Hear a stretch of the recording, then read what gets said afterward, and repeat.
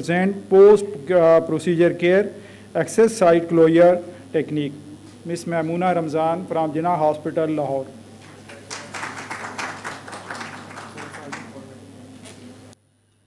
Assalamu alaikum everyone. I am Mamoona Ramzan from Jinnah Hospital, Lahore. Today here I am going to talk about on post procedure care, access site closure techniques and Barbu test.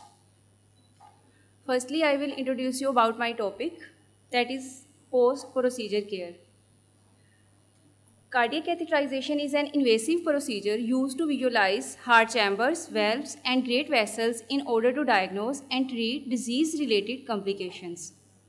Cardiac catheterization is helpful in early detection of heart diseases in order to reduce the mortality rate not in Pakistan but all over the world. Cardiac catheterisation जो है वो usually local anaesthetic के under आती है। Recent advances के बावजूद हमारी operative techniques में हम फिर भी कॉम्प्लिकेशंस का सामना कर जाते हैं।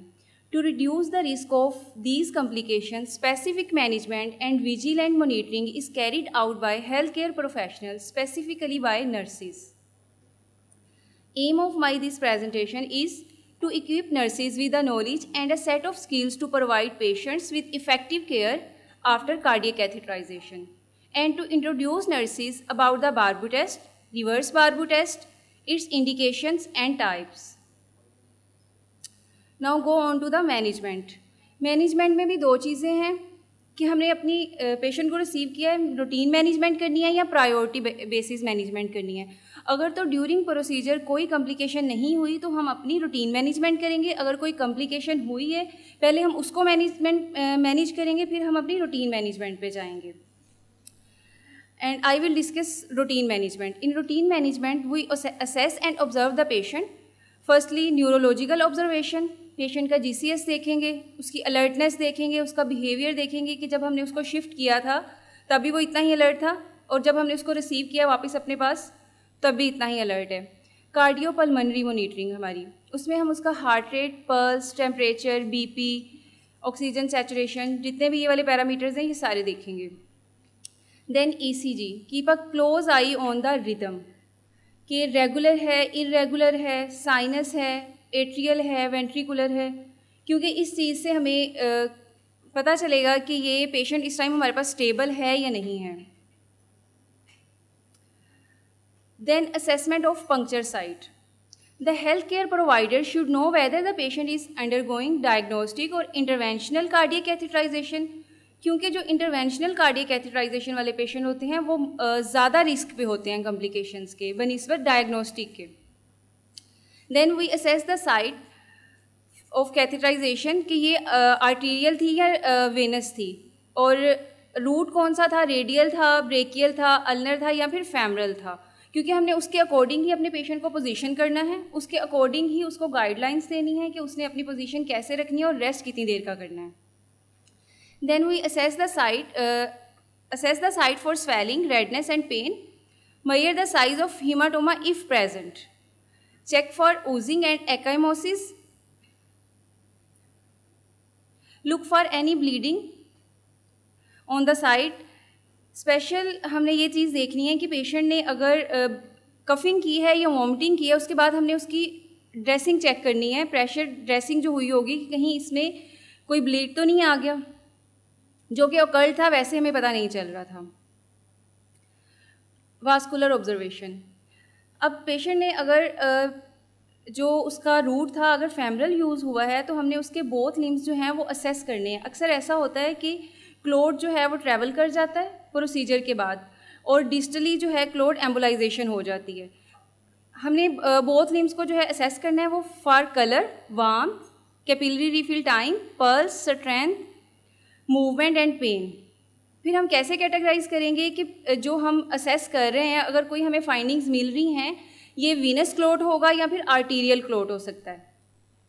In venous clot, the affected limb will appear red and swollen and the patient will have an increase in pain levels and capillary refill time जो है उसका वो डिले हो जाएगा। क्यों डिले होगा? पुलिंग ऑफ ब्लड की वजह से।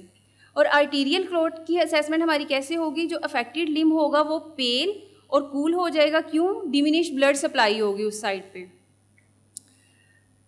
और इसमें भी सेम वीनस की तरह होगा कि CRT टाइम जो है पेशेंट का वो डिले हो जाएगा।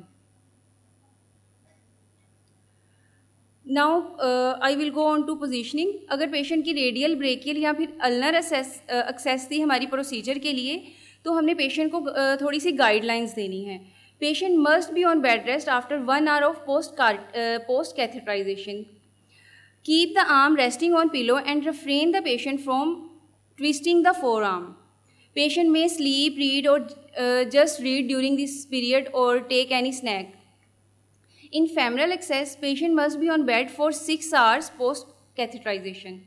Keep the head on pillow and the catheterized limb straight to avoid any bleed from the puncture site. Maintain strict fluid balance chart. इस पे भी एक स्ट्रिक्ट चार्ट हमारा क्यों होना चाहिए, क्योंकि कार्डियक कैथेटराइजेशन में कंट्रास्ट डाई जो यूज़ होती है वो नेफ्रोटॉक्सिक हो सकती है अगर वो फ्लश आउट ना हो। तो हमने अपने पेशेंट को गाइड करना है कि जितना हो सके वो लिक्विड ज़्यादा ले, ताकि टाइमली डाई जो है फ्लश आउट हो सके और वो किसी भी किस्म की उसको नेफ्रोटॉक्सिक हार्म ना उसको कर सके।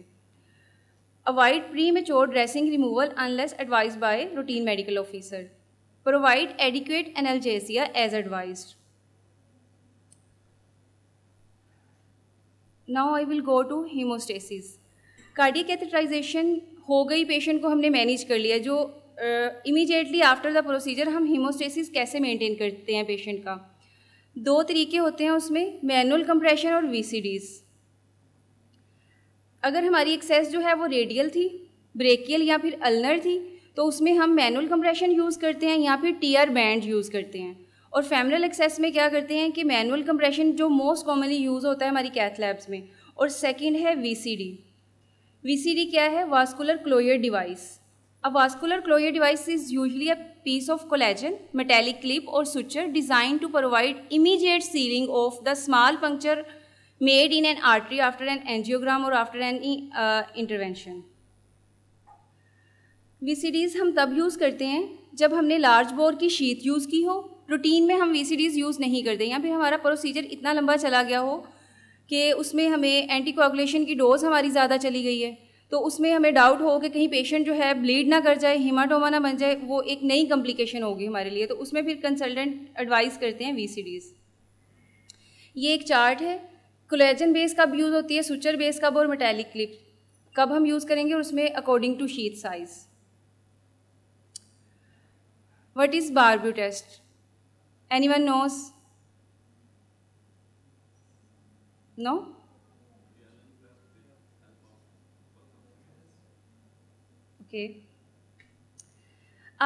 Barbeau test, a modified version of Allen's test using pulse oximetry and plethysmography to evaluate the collateral circulation of the ulnar artery. Why we do Barbeau test? To assess the patency of radiopalmar arch, help in understanding the patient's circulatory condition, post-procedure radial artery occlusion. How to perform the Barbeau test?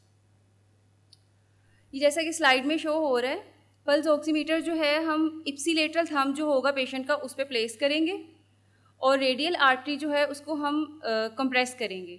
Compress करने के बाद हमने tracing note करनी है जो हमारे pulse oximeter पे आ रही होंगी। उन ट्रेसिंग को जब हमने नोट करना है तो उनकी कैटेगरीज हैं type A, B, C and D। Type A में क्या होगा, जो हमारी रेडियल आर्टरी है उसको कंप्रेस रखना है। टाइप A में हम देखेंगे कि कोई चेंज नहीं आएगा प्लेथिस्मोग्राफी ट्रेसिंग्स में 2 मिनट की ओक्लूजन के बाद भी, वो वैसे ही रहेगी जैसे स्टार्ट में थी। टाइप B में क्या होगा, इनिशियली जो है वो ग्राफ जो है स्लाइटली ड्रॉप होगा और फुली रिकवर हो जाएगा 2 मिनट के अंदर। टाइप C में क्या होगा, वेव फॉर्म जो बन रही होती है वो एब्सेंट हो जाएगी इमीडिएट कंप्रेशन के साथ, लेकिन विद इन 2 मिनट रिकवर हो जाएगी। टाइप D में क्या होगा, ट्रेसिंग जो होगी वो एब्सेंट होगी, थ्रू आउट कंप्रेशन ऐसे ही रहेगी और वापस नहीं आएगी। रिवर्स बारबू टेस्ट, ये भी सिंपल बारबू टेस्ट की तरह है। उसमें हमने रेडियल आर्टरी को कंप्रेस किया और हमने देखा अल्नर आर्टरी की पेटेंसी। इसमें हमने अल्नर आर्टरी को प्रेस करना है और हमने देखनी है रेडियल की पेटेंसी। ये सिंपलर और मोर असेसिबल मेथड है in which waveforms are assessed by pulse oximetry during manual compression of the ulnar artery to evaluate radial artery patency.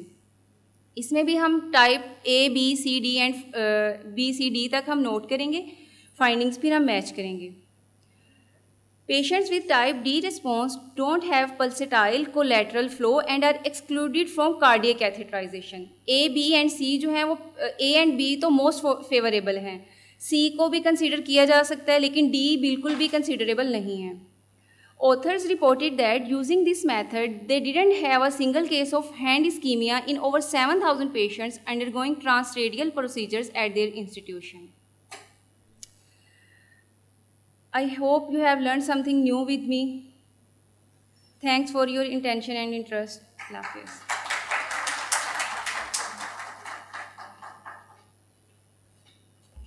Thank you, Maimuna, for this talk. Our next presenter is Ms. Shazia Azam from Jinnah Hospital, Lahore. She will present on vascular side complication.